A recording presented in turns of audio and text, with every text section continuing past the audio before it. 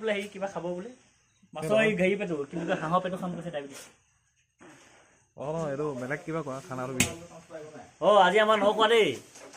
এই হাঁহ আছে খাব লৈছে ক'লে মাংস কাটি আছে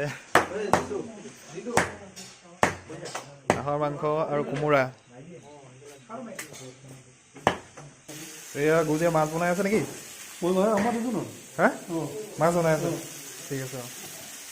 আজি আইটেম কি আছে মাংস হাঁহৰ মাংস কোমোৰা পাপৰ চালাড মাছ আচ্ছা এতিয়া নটো ভালকৈ খোৱা হ'ব ন